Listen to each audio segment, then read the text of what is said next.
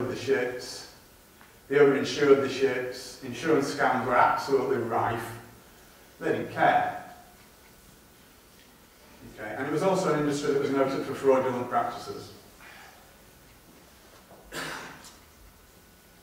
So, moving on apace, the first of the ships off the production line was the Olympic, which was, to all intents and purposes, identical to Titanic, and that was launched early 1911 and had its maiden voyage on the 14th of June that same year. Now, Olympic was not immune to little disasters itself. It had quite a few, shall we say, mishaps. On its maiden voyage, it almost sunk an American tug. Okay, but the biggie, as far as Olympic was concerned, was that in September of that same year, as it was leaving Southampton Harbour, steaming down Southampton water to head out into the Channel, it was involved in a horrendous accident with a Royal Naval cruiser called HMS Hawke. Now, that is never publicised, alright. It is available information. I'm not saying you couldn't find it out. But how many people knew that? Put your hands up that actually happened. Okay, about 6 people, fine. Okay, so, yeah, very important point. Now, the damage to Olympic was far more serious than they first thought. It limped back into Southampton Harbour for initial testing. There's HMS Hawke. That was almost a write-off as well. But Olympic went back to Southampton and they did the initial damage assessment and they found a huge hole. And by huge hole, I mean a huge hole. You'll see a picture of it in a minute. But even worse than that, there was all sorts of unseen damage as well. There were bent and broken beams, metal beams. There were thousands, hundreds of thousands of rivets that popped. Steel plates were completely ripped away. It was a mess. It was a mess. There we are.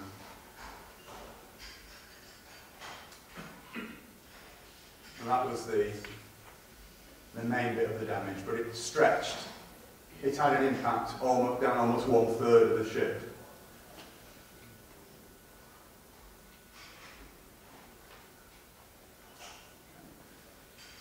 Now, the biggest problem that it had was it had twisted the keel of the Olympic, and this was causing a huge list of port. It was quite dramatic, actually, the list of port, and again, that becomes important in a little while. Even the temporary patches to get it back to Belfast, because bearing in mind in those days, this was the biggest ship that had ever been built in the world. The only place where there was a dry dock big enough for it was at Belfast. So they had to patch it up at Southampton as best they could, using divers, to get it back to Belfast, to the dry dock. And even the patches, to enable it to do that, took 2 weeks. Okay, so back to the dry dock for proper damage assessment in October 1911. In the meantime, whilst all this was going on, any accident involving a Royal Navy ship, there has to be an inquiry, and that inquiry is undertaken by the Royal Navy. And of course, wouldn't you just know it, who was at fault for the accident? It was the Olympic. Now, this was pretty serious. Pretty serious. The Lloyd's of London declined the insurance claim, which was an absolutely massive blow to the White Star Line.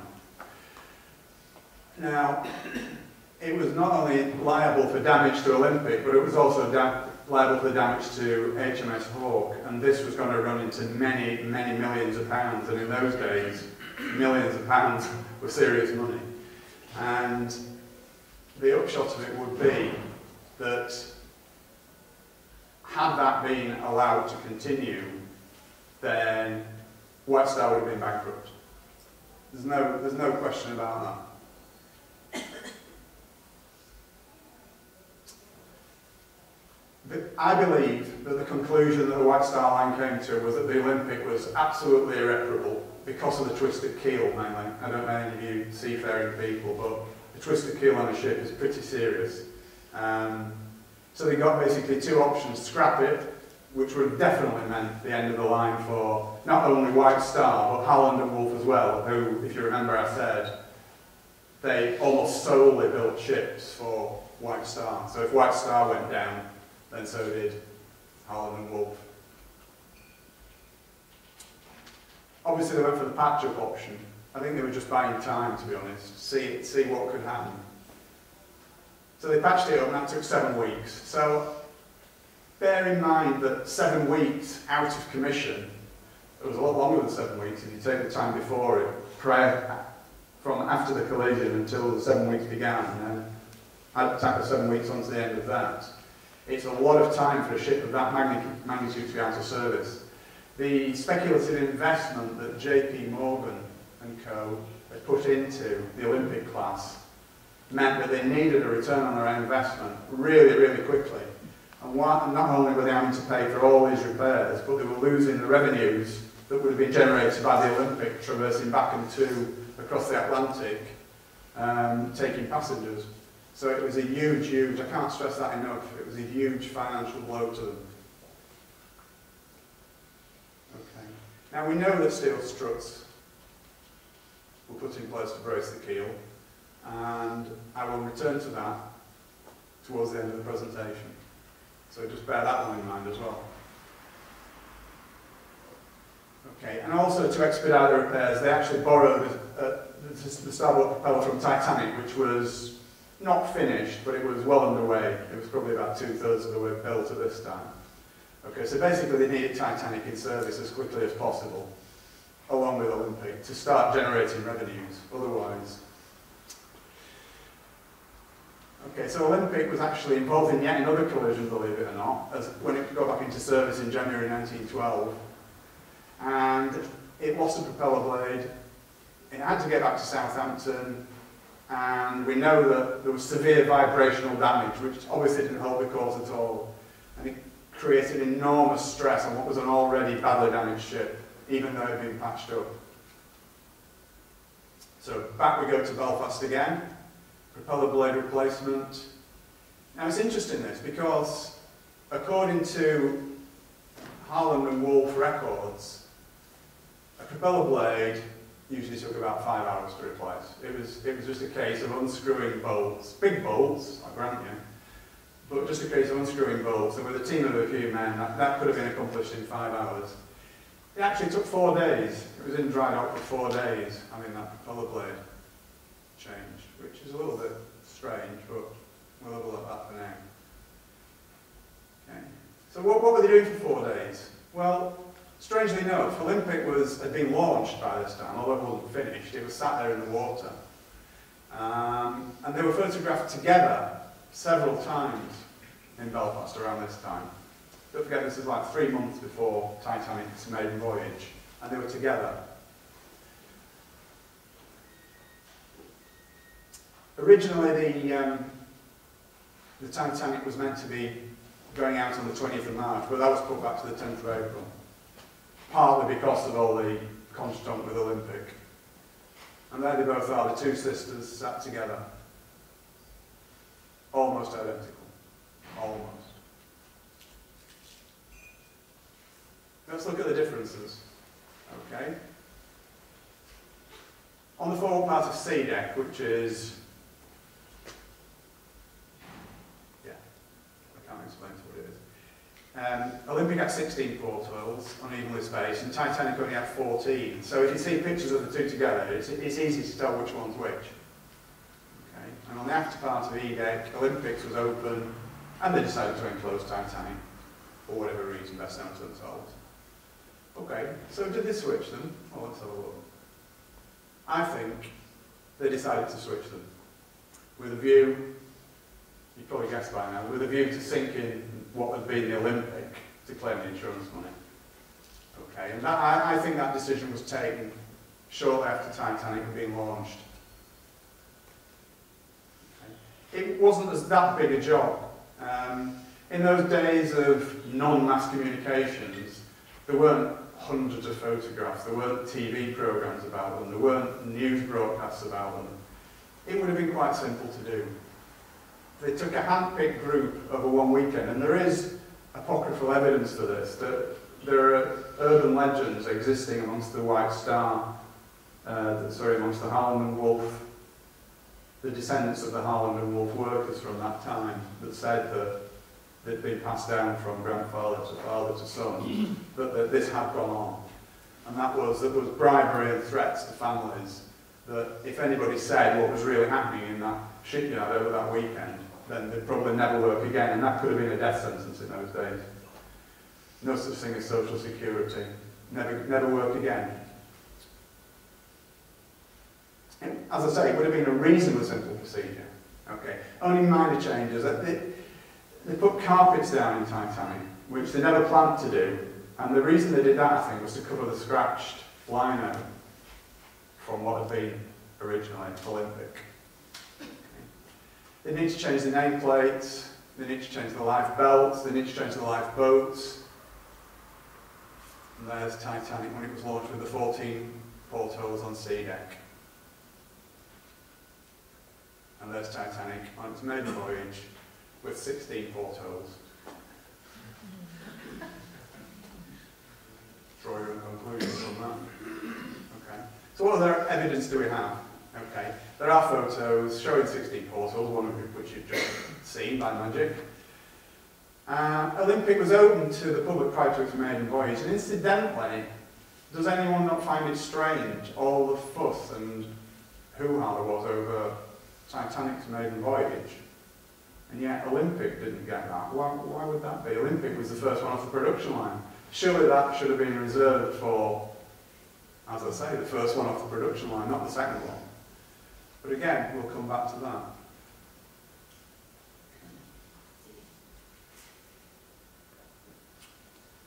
Another little piece of evidence for a switch was that a guy called Lawrence Beasley was a second-class passenger.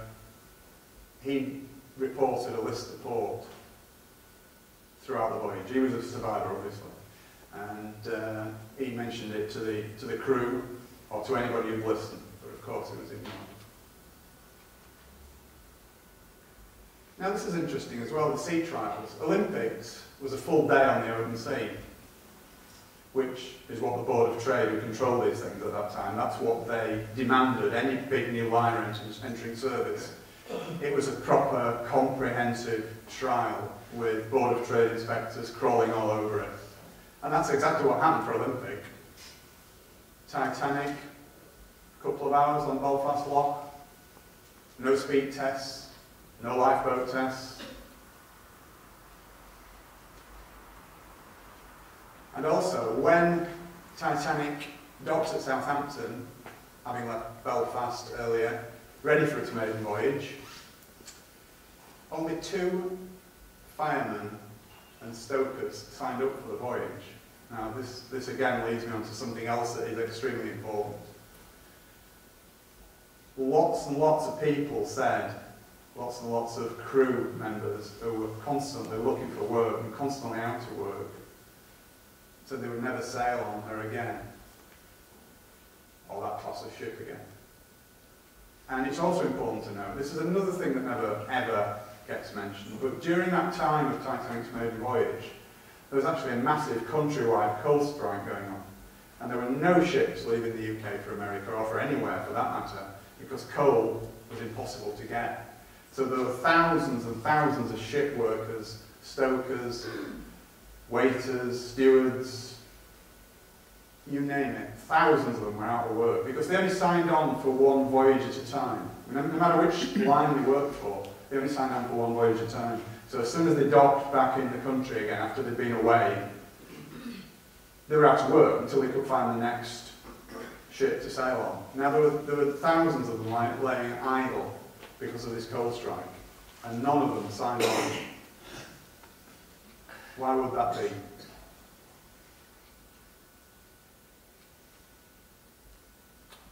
So just to recap a little bit, why would they make a switch? I'm making a serious allegation here. Why would they make a switch? Well, as it says, Olympic was virtually worthless. It was uninsurable. Damage beyond economic repair, I believe. White Star Line and Harland and Wolff would have been bankrupted. So did Mr. Morgan, forever with an eye for the main chance, look at it as an opportunity to kill 2 birds with 1 stone? because now this leads us back to the other thread, which is the Federal Reserve again. We have the opponents of the Federal Reserve, Messrs. Guggenheim, Astor and Strauss. It would have been far too dangerous to just bump them off in separate accidents. It would have just been so obvious. Who would suspect that in the aftermath of a shipping disaster of that magnitude that these people have been murdered? If they were murdered, of course. So, back to J.P. Morgan's kill two birds with one stone. Not only was he going to sink the Olympic disguised as the Titanic and claim his insurance money, he was also going to get rid of these guys who could have made life very, very difficult for him and his oppos and their plans for world domination. Okay. Let's take a little look at Edward Smith, the captain of Titanic, who had also been the captain of Olympic on his maiden voyage as well. And he switched to Titanic for its maiden voyage. Captain Smith is generally regarded as being a hero. In all the apocryphal tales that you read about Titanic, Captain Smith, the hero that went down with his ship. He was actually, he had an appalling safety record. He was generally known as a braggart and a show-off, and he used to take great delight in throwing these huge liners around as though they were, ducks in a bath, basically. He had more than several serious accidents in his career. I'll just highlight a few. You know, 3 in the Olympic for a kick-off. The Republic, the Germanic, the Coptic, the Majestic. The crew were killed, and that was well covered up actually, that one. So again, I dug that out, but I only had one source for that. There's no other mention of it anywhere, the fact that crew were killed in the Majestic's accident. So he was not the guy that he's portrayed to be, shall we say. Okay, so I believe what happened was, Bruce Ismay, who was the owner of White Star Line, no, he wasn't the owner, I beg your pardon, he was the managing director of the White Star Line.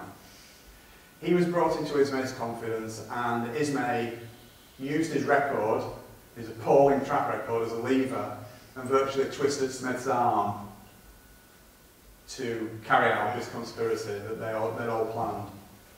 Okay. They were told that the Californian would be standing by. This is the ship of whose captain actually got the blame for the Titanic disaster from the 2 inquiries.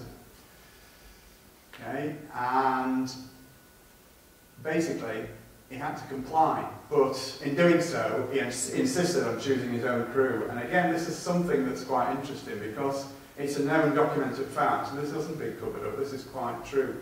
The fact that just before the Titanic's maiden voyage, all the senior officers were swapped around. They brought in a new one and all the others went down a notch, which they weren't very happy about. But that did actually happen. Smith chose his own crew for that. There you go. Pecking order of his existing officers was affected. Now, there are several puzzling facts about this. Again, as I've already alluded to, despite the coal strike that was going on, they still had difficulty finding crew. What did these people know, these thousands out of work? There was all sorts of rumours going around amongst the crew members of all the different ships that there's not all was well with Titanic. Chief Officer Wilde, who was the guy immediately below Captain Smith in the pecking order, he actually wrote a letter to his sister just before Titanic embarked from Southampton. And in that letter he said, "I still don't like this ship. Still don't like this ship." It was the first time they'd been on it, allegedly. Okay. Olympics maiden voyage had been absolutely fully subscribed. Titanic was just over half full. First class passengers wanted to transfer to Titanic when they found that it was actually going to make the voyage even despite the coal strike. They only offered them second class cabins, and I believe that was done to put them off, because if Titanic had been full, and given the fact that they knew that they were going to sink the thing, they wouldn't have been able to save as many lives as they thought they were going to be able to. So I believe that was the reason for that. Okay? And even more, just before it embarked, 50 first-class passengers cancelled their reservations. These are friends and colleagues of J.P. Morgan. This is all documented. J.P. Morgan just didn't turn up. He was supposed to be on the main voyage. He wasn't on it. And he actually rang from France and ordered some priceless bronzes that he was going to transport back to his home in America and had them removed from the ship at the last minute. He said that he was ill. That's why he couldn't make the voyage. But he was seen 2 days later, in perfect health, at a French seaside resort with his mistress. And Florence Ismay, the wife of Bruce Ismay, the managing director of the White Star Line, she was originally going on the voyage with her husband, but again at the last minute she cancelled. She said that she was ill, but she was seen later that week in Ireland with her family on a touring holiday.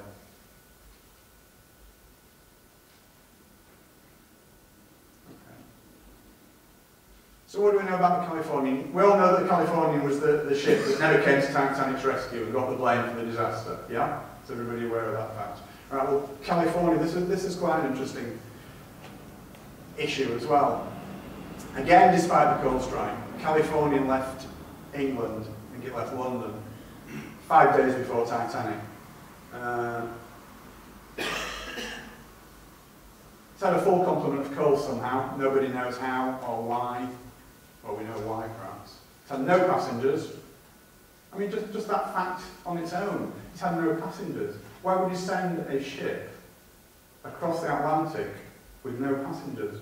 People were clamouring for passengers across the Atlantic. Everybody was stranded because there were no ships leaving. So the one that is leaving has no passengers. Does that make sense? It's just me. Okay. And also, this is really interesting. I was gobsmacked when I read this. I'm sure you will be as well. There was no cargo. Does anybody know what the cargo was on the California? The only cargo that they had? No. Sorry? No. 3,000 woolen sweaters and 3,000 woolen blankets. Exactly. There she is, the Californian, and there's Captain Lord, who was the master of it. So, on the 14th of April, the Californian came to a dead stop in the middle of an ice field. Now, the story we all hear about that is that, well, of course it stopped because it's in the middle of an ice field. It's too dangerous to carry on. No. Captain Lord, he was a tall man for those days. He was 6 foot. But for some strange reason, he decided to spend the entire night of the 14th and 15th of April on a sofa in the chart room fully clothed. Again, it's all documented. This is not conjecture on my part. It's all documented. He ordered the boilers to be kept fired. Now, normally when ships shut down, for whatever reason overnight, they shut the boilers down to save fuel. Okay? And the crew were made to be on standby overnight. Okay? So what was he expecting? What was he expecting? I can't imagine. I really can't imagine. So back to go to the Titanic, and again, I'm sorry we keep having to swap around, but because everything's happening concurrently, it's not just a chronological story, it's backwards and forwards, so I hope you're sort of following it, and I do apologise for the intricacies of it, but it's the only way I can tell it, really. Okay, so again, I mentioned this before, huge fanfare and build-up to the maiden voyage. Olympic, nothing. Could it possibly have been the reason for Titanic's massive publicity? Was it to attract the social greats of the day to it in great numbers, including Messrs. Strauss, Guggenheim, etc.? In fact, much of American high society was aboard.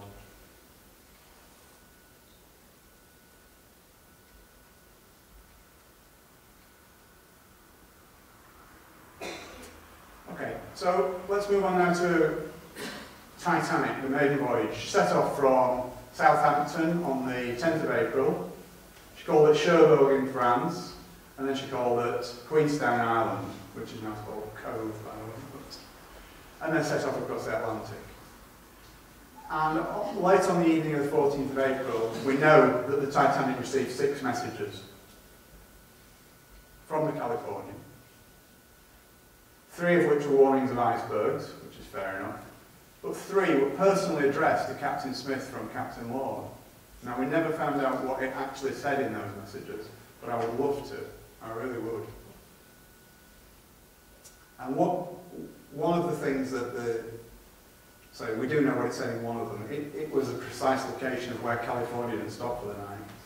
And why would he do that? Why, I mean, just think about that with the benefit of hindsight, if you like, on what we now know about what was going on. Why would he tell him exactly where California had stopped for the night? What were the pointers at? They weren't even part of the same shipping line.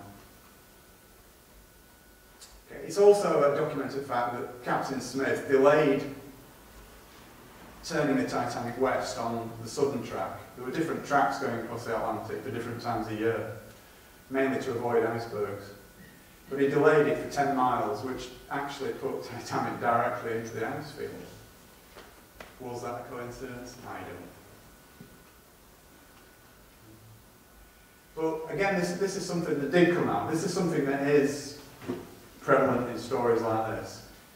We know that for a fact that the radio operators were busy with passenger messages, so they weren't really taking an awful lot of notice of other ships and their wireless traffic at all. So everything was concerned with getting the first class passengers messages to their family and friends in America who were probably waiting for them at the quayside. Okay, so according to them, they didn't receive the Californians' last messages. So again, draw your own conclusions. Now, we know that there are several other ships in that ice field in exactly that same region that night. And they were all travelling at full speed, so why was the Californian stopped? It stopped and closed down for the night. And we're told, as I said before, that this is because you cannot run at full speed through an ice field. But that is just hogwash, and I'll come on to that a little bit later. This was Titanic's route from Queenstown across to New York.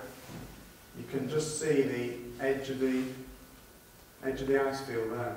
It doesn't show very well on the slide, but it's there. And it's just there where Smith turned into the ice field. And that's where the accident took place. If it was an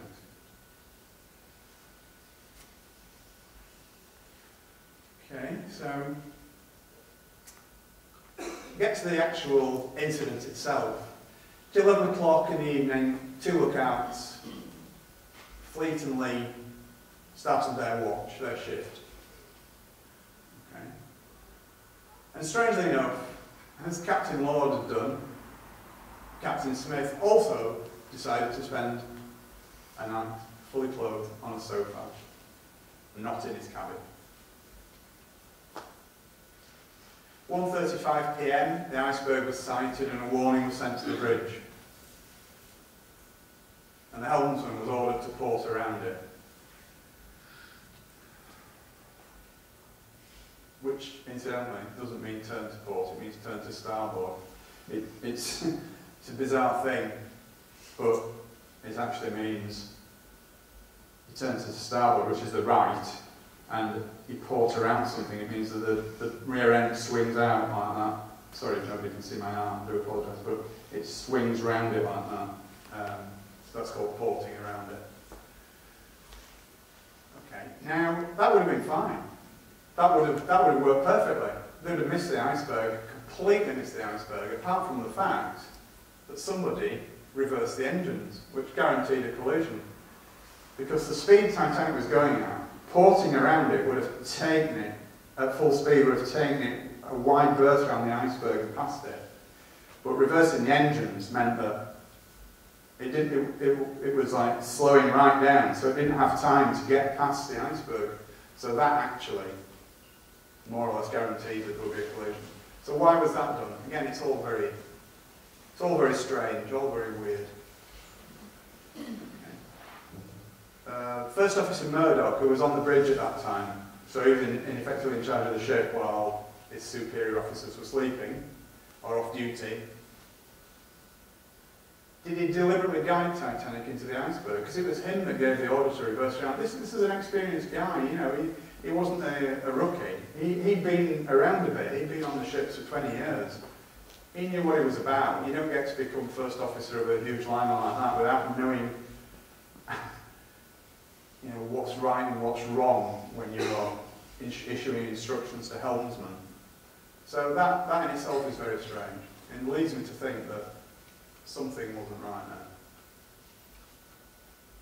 there. Now, another interesting point is that Titanic's turn circle was 1,280 yards, which, as it says on the slide, is about 2/3 of a mile. And its stopping distance from full speed is at 850 yards, which is just under half a mile. Right. Now, in his testimony to the American inquiry, Lightoller, who was the second officer, said that the iceberg had been visible from 2 miles. So, when you just read that information again, given that fact, why did it hit an iceberg? If its stopping distance from full speed, and it wasn't even travelling at full speed, was 850 yards, and the iceberg was visible from 2 miles, something's not right. The iceberg should easily have been avoided, in other words. The other aspect of this is that there were, despite what you may believe or think, there were only actually 6 eyewitnesses to the alleged iceberg collision. Only 4 of whom survived, and all these were working class, and what I mean by that is they were the ordinary seamen. Right? No passengers witnessed it. They were ordinary seamen aboard the Titanic. The 2 officers that witnessed it, well, we'll see what became of them in a short while. Murdoch allegedly shot a passenger and then immediately committed suicide, something which his family have vehemently disputed ever since, or his descendants. 6th Officer Moody allegedly drowned, which just left Quartermaster Oliver, who stated at both inquiries, "I saw nothing," even though he was on the bridge. The helmsman, Hitchens, who was immediately transferred to a job as harbour master in Cape Town upon landing in New York. Lookout Frederick Fleet and Lookout Reginald Lee were the only 2 who actually gave any evidence at all at the inquiries. Any or all of those could easily have been coerced and bribed, in much the same way that the Harland and Wolff shipworkers were. Just a simple expedient of threatening them with the loss of livelihood. It would have been a piece of cake. Okay, another strange anomaly. After the iceberg hit, or Titanic hit the iceberg, which we prefer, Captain Smith ordered Titanic half speed ahead for 5 minutes. Now, why would he do that? The thing was taking water. Was he trying to get closer to the Californian? Then as soon as they spotted a ship on the horizon, immediately he closed the engines down. Very confusing. So what we'll do now is I'll just do this little recap, and I think it's time for a break. Okay, so now we have the ship standing dead in the water, Olympic, Titanic. A rescue ship standing by, which we believe to be the Californian. We have messages sent from California stating its position, for whatever reason. Smith can see a stationary ship on the horizon, and he assumes it's the Californian, and therefore everything is going to plan. And I think we'll leave it there and have a little break.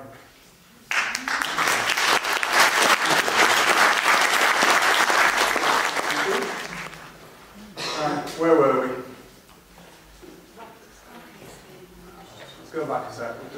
Just give you a couple of seconds to read that. That's where we were. Okay, so the bottom line is Smith sees a stationary ship, and he assumes it's the Californian, and everything's going to plan. So, the rockets are launched.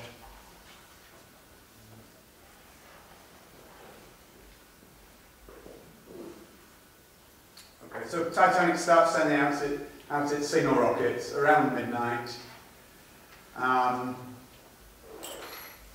The signals were seen by the Californian's crew,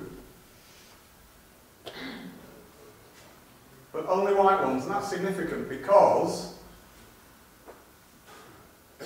Captain Lord was heard to ask his senior officers more than once what the colour of the rockets, the ship that they could see on the horizon was sending up, and he was told white every time he asked, and he kept asking the same question over and over again.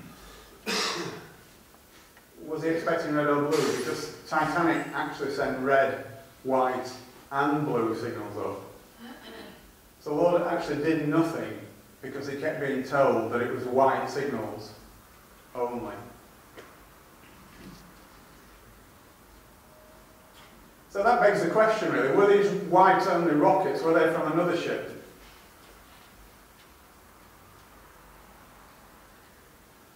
Now, I'm not sure how clear that is, but here's the Californian, okay, and here's the reported position of Titanic, the red boat, but here was the actual position of Titanic. And in between the Californian and the Titanic, again, this is something that is not reported widely, there was a smaller ship called Samson. Obviously that's a little bit exaggerated, but you can see the effect of the curvature of the Earth. Because of the distance between the Californian and the Titanic, which was actually 19 miles, although according to Titanic's reported position it was only 11 miles, the curvature of the Earth was actually obliterating Titanic, as you can see from the diagram. However, Samson, significantly, was visible. Now, the Samson, what was all that about? I hear you ask. Right, well, the Samson was actually an illegal seal fishing boat. And it was discovered much later, after the event, that it was actually in that vicinity sending up white rocket signals only. Now, why was it sending up white rocket signals? Rather a strange thing to do if it wasn't in distress. But as a seal fishing boat, it was actually culling the seals from all the ice flows around in the ice field. And it was recalling its small rowing boats that it sent out to the various little icebergs, growlers and ice flows that were around there. And it was calling them back in. And to do that, it was sending up white rocket signals. And how do we know that this was the case? Well, first of all, the captain admitted it after the event, long after the event. And he also said that he'd seen coloured rockets from the other direction, in other words, in the direction from where Titanic was. So I believe what happened was that Californian actually saw the white rockets. Lord was privy to the information that Titanic's distress signals are going to be red, white and blue, and so he did nothing with the white signals. But those white signals have since been interpreted as coming from Titanic, which is incorrect. Obviously, the captain of the Samson never came forward because what he was doing was highly illegal. Titanic sent up 22 multicoloured rockets, and according to Captain Lord, they only ever saw white ones. So this is quite an interesting conjecture. Did Titanic even hit an iceberg at all? I mean, on the surface of that just sounds such a ridiculous question, doesn't it? It just brings everything that you've ever known about the situation into question, and it just seems impossible at first glance. But there were only 4, as I said, working class witnesses, for want of a better description. And one of those, Fleet, the lookout, he completely refused to answer questions. Oliver saw nothing at all. And Hitchens, the helmsman, he was given a new job in South Africa very hastily before the British inquiry. So, and the other lookout, Lee, he gave conflicting testimony. So in other words, what he said at the American inquiry and what he said at the British inquiry were two contradictory things. But then there's another interesting incident, which again is never covered in the apocryphal story, and this concerns something that was referred to in contemporary reports as the yellow funnel steamer. Okay, in the aftermath of the alleged collision with the iceberg, there was a yellow funnel steamer spotted by several, not eyewitnesses to the accident, but several people who came onto the deck of Titanic, stated to newspaper reporters in New York that they'd seen a yellow funnel steamer disappearing off into the distance. And also, there was a lifeboat floating nearby when the Carpathia picked up the survivors.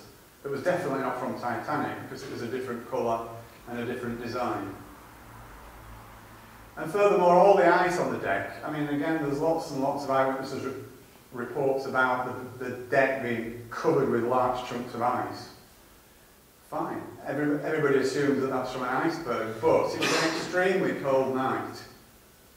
And there was literally hundreds and hundreds of yards of rigging on Titanic. The wireless masts were just, in effect, like rigging going from one end of the ship to the other. And they would have been, at 28 degrees Fahrenheit, which is what the temperature was at the time, they would have been absolutely liberally coated with ice. Any collision at all would have shaken loose literally tons of ice from not just the rigging, but from the masts and all the different cabins and structures on the deck. So it's quite feasible that even if it didn't hit an iceberg, there could be copious amounts of ice skating around the deck. So was the yellow funnel steamer perchance an icebreaker that did the disastrous damage to Titanic?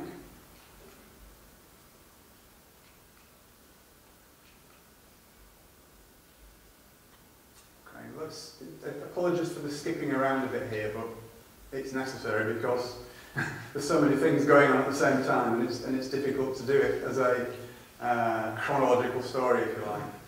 But Edith Russell, who was a British survivor, was adamant that she said that Titanic's officers told her that the Californian was on its way to pick up everyone. This was in the immediate aftermath of the collision with whatever it was. Okay, so the officers told her the Californian was on its way. Well, the Californian wasn't on its way. The Californian wasn't even aware of where the Titanic was or what was going on at that point because it had not received its signals.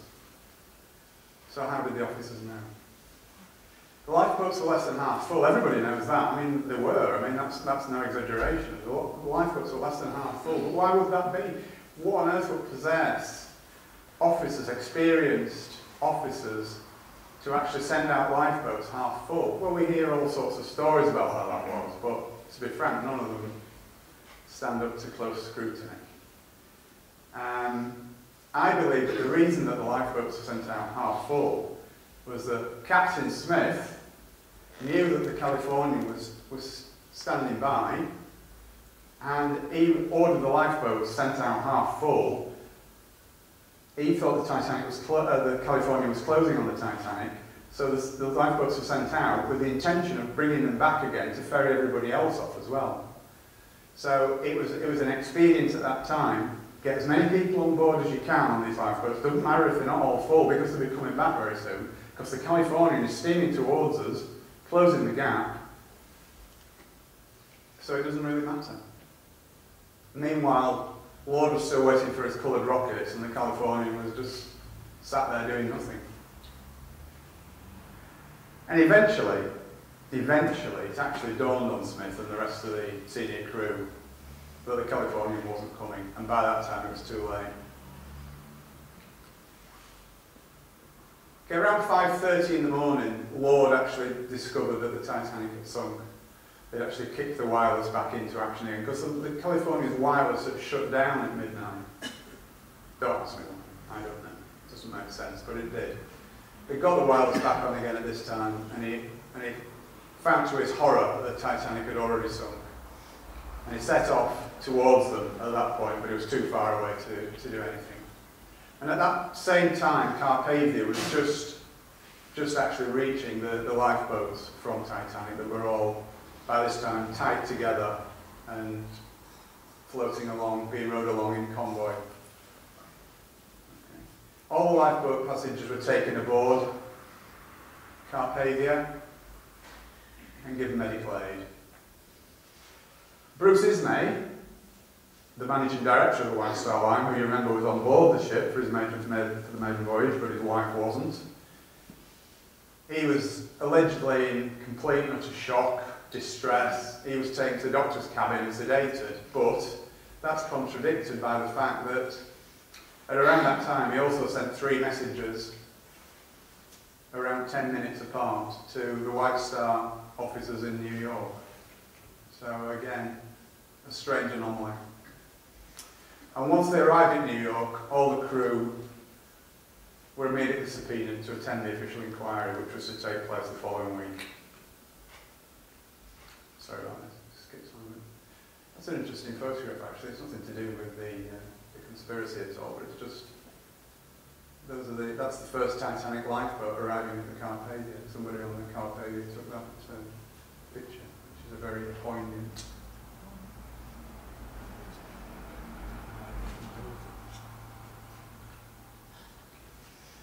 Well, let's move on to inquiries now, because again, these were generally regarded as being complete whitewashers, both of them. We'll cover the American one first.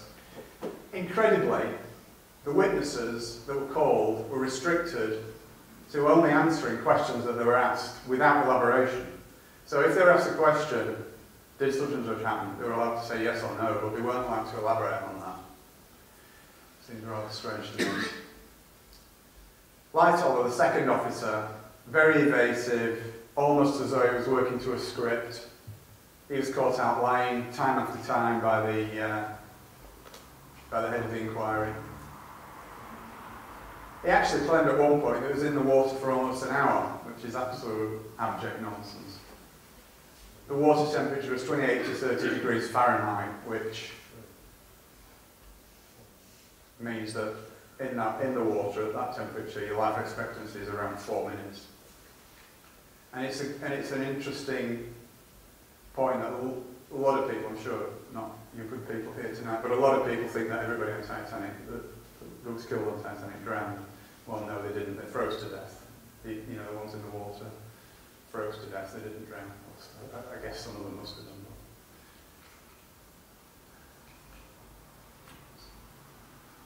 that. Lightoller referred to the inquiry as a complete farce, and he wasn't wrong. Stacks and stacks of contradictory evidence. I've got loads of examples, but there's far too much to cover in an event like this without boring and all silly. Okay, Fleet, again, he was very intransigent, he refused to answer questions. When you read the transcript, it looks to me like he was told to say nothing, and he did his best to try and say nothing, but he was coerced by the guys who were cross-examining him. And as a result of that, because he was just an ordinary guy, he wasn't very eloquent, he became very angry and agitated. And it was obvious that he was covering something up when you read the transcript. Okay, and this is an important point as well. At the American inquiry, they actually brought in 2 or 3, I can't remember which, but there was 2 or 3 experienced sea captains asked the questions, and they all said that an iceberg of the size that allegedly collided with Titanic can be seen 3 to 5 miles away on moonless nights. And also, significantly, it's normal procedure to maintain full speed because of that fact. So why was California stopped? It really does beg the question.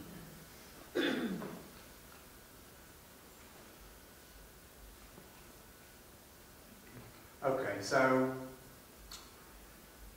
a couple of weeks after the event, the surviving crew members docked at Plymouth Harbour in Devon, and they were immediately held against their will. They were kept in a holding pen, for want of a better word, overnight. There were 165, from memory, 168 perhaps, and they were all held against their will overnight, which is obviously illegal. They had no access to union representatives, and they were forced, coerced, to sign a document that they believed to be the Official Secrets Act. I think it's more than likely that they were threatened and bribed with the same old thing. Speak anything about what happened on that night, and you'll never work again. So moving on to the British inquiry.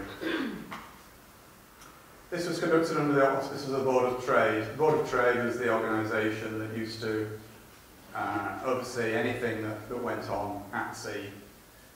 And it was the Board of Trade, for example, that set rules about the numbers of lifeboats that ships could carry. They did the inspections of ships that were meant to be seaworthy, etc. So it was done under the auspices of the Board of Trade, chaired by a guy called Lord Mersey, who was an interesting character actually, because Lord Mersey had been wheeled in on several occasions before, where there was sort of dodgy circumstances about ships being sunk, strange accidents, insurance scams, and he'd been used by the British government on more than one occasion prior to the Titanic inquiry. So he was quite a colourful character as Lord Mersey. Okay, and it's interesting as well that the large loss of life was partly obviously, not wholly because of the conspiracy, but partly due to the inadequate Board of Trade lifeboat regulations, which said that they only needed to carry enough lifeboats for half the passengers in effect. So it was very extremely unlikely that any inquiry conducted by that Board of Trade would be anything approaching impartial, because it had to protect itself. Same old thing, isn't it? You know, we know the drill, we know the MO. And it was at the drill hall in London where the acoustics were so poor that neither spectators or press could accurately follow proceedings, so they couldn't really understand what was going on. And again, I believe it was all part of the same whitewash. Both inquiries, in fact, were regarded as a whitewash at the time. If you read contemporary newspaper reports, even the newspapers of the time who were very pro-establishment, with making statements like whitewash and things like that. So, and interesting as well, Harold Sanderson, who was one of the directors of the White Star Line at the time, under his cross-examination, he referred to the Titanic as the Olympic all the time. On at least 12 occasions, I counted, in his testimony, he called the Titanic the Olympic, which might be just an accident, but and there's Lord Mersey, a pillar of the establishment, and that's an actual photograph of the inquiry at the drill hall at the time. Okay, so yeah, it was a whitewash. The British inquiry found that Captain Smith wasn't to blame. The lookouts weren't to blame. The design and construction of Titanic wasn't to blame. The officers and crew of Titanic weren't to blame. The White Star Line wasn't to blame. It was Captain Lord's fault. Obvious, really, isn't it? So poor old Lord was the scapegoat. Although I'm sure he was in on the plot, it was a bit rich to actually pin the entire blame on him. And unfortunately, that's what history has done. History tells us that Captain Lord was the villain of the piece. Okay, Mersey deliberately steered the evidence that way. Anything that was said that pushed the blame in any other direction, he shouted it down. He changed the subject. He moved them on. Yeah, ignored or shouted down any other version.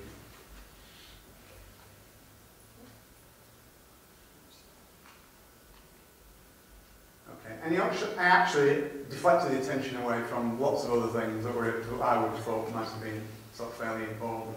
Things like Titanic's bulkheads should have been at least one deck higher. That would have probably saved the ship. And the fact that the Board of Trade, if you remember right at the beginning of the presentation, I told you about the sea trials. They signed the Titanic off after about an hour and 40 minutes of sea trial on Belfast Lock.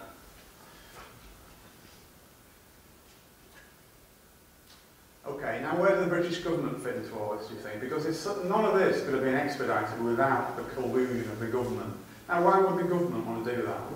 What would be the motive for the government to do something like that? Okay, let's have a look at that. Okay, so it couldn't have happened without their collusion. There's no doubt about that. Interesting that there would have been absolutely massive political repercussions if White Star and Holland and Wolff had been bankrupted. For a start, there would have been 25 to 30,000 people out to work in Belfast at the shipyard. And when you take into account all the dependent industries, that figure would have risen much, much higher. Okay, the Liberal government who were in at the time, under Asquith, would probably have not been re-elected. But more importantly than any of that, obviously important, but not as important as, if you remember, again, cast your mind back to the beginning of the presentation, I said that Morgan came to an agreement with the British government, which he had to do in order to take over the White Star Line in 1903. Okay, so in taking over the White Star Line, he agreed that any White Star Line ship at all could be requisitioned as troop carriers in the event of war. And given the fact that we know that World War I was already the plans for World War I were already well advanced, you have to trust me on that, it is true. This was extremely important. If Morgan had not had this agreement, he could have just taken the ships away. Even if the White Star Line had gone bankrupt, he would have been able to take away the assets from the company, which would have been the ships, and the government would have lost their troop ships. Which is what it says on the next slide, basically. As a major creditor, Morgan would have been perfectly entitled to exercise his rights to seize those assets, the ships, and the government would have had no troop ships. So the government therefore fixed the inquiries, in my humble opinion, in collusion with the US government, which did the same on their side of the pond. As we know, they all work together anyway, don't they? Okay, and then, well, not least of all this, there was an element of insurance scam involved as well. It cost 2.5 million in money at that time to build, which is, it's near like 200 million now, but it was 2.5 million it cost. The damaged Olympic would have been insurable for much, much less if it had ever managed to sail more than halfway across the Atlantic again. And it was a fact that White Star Line normally insured its ships for about 75% of the value. So even if Olympic, sorry about that. So even if Olympic had been, even if they'd been able to claim insurance on the Olympic, it would have been around 1.8 million. Okay, I'll say the Olympic, Titanic, we'll take you through which one it is. In fact, the insurance on the Titanic was up the week before the main voyage to £3.2 million, which was a nice little killing for Morgan. Okay, now we're getting towards the end now, you'll be pleased to hear. But this is very, very interesting. Okay. As we all know, the wreck was discovered in, I think it was actually 1985, that's incorrect. I think it was discovered in 85 by Robert Ballard and the French underwater diving team. Obviously, we've all seen pictures of the wreck under the sea, and it's in extremely poor condition. Obviously after 100 years on the seabed, it would be, wouldn't it? That's not a surprising statement at all. Now, it's interesting that the grey undercoat was only used on Olympic. Titanic's was black undercoat. Okay. But another interesting point is that there's a picture that was taken inside the Titanic on the seabed of the marble fireplace in Ismay's cabin, and it exactly matches the marble fireplace in Ismay's cabin on the Olympic. Now, we all know that marbling, there's no two pieces of marble that look exactly alike, but trust me, these two pieces of marble look about as alike as it's possible to get two pieces of marble to look. And the starboard propeller on the Titanic at the bottom of the sea is clearly stamped 401, and I'll show you a picture of that in a moment. And what's significant of that, you may ask? Well, if you remember, when the Olympic was back in for repairs, they pinched one of the Titanic's propellers. Now, Titanic's build number was 401. So, if the propeller had been swapped, and the propeller at the bottom of the sea says 401 on it, draw your own conclusions from that. And importantly, when Ballard examined the wreck in detail, he had with him a set of blueprints of the Titanic. And he was really puzzled because in the wreck it is full of longitudinal steel braces on the keel, which are not in the original blueprint. Now, if you remember, I said that when the Olympic was repaired, it had steel braces put on the keel. That's the previous slide, but I'm just emphasising the steel struts to brace the keel, which was one of the repairs that were made. Remember that these braces did not appear on the Titanic's blueprint. Okay, so there's a picture of Olympic at her launch, grey undercoat. Titanic's launch, black undercoat. Oh, I don't know what's got in there, but it's quite interesting anyway. But if you there's, you should say C, you can't count them from here, I do appreciate it, but that is Olympic, photographed in Southampton in 1929, and it's got Titanic's 14 portholes. So there you go. Now, 29. It was scrapped in 37, I think, or 38 maybe. Okay, so let's examine the wreck a little bit now. I'm nearly there now, I promise. Okay, so again, it's not a very clear picture, but if you look at these, where the paint has run here, you can clearly see the grey undercoat peeping through. And we know that there's only Olympic that has grey undercoat. So that's an interesting little point.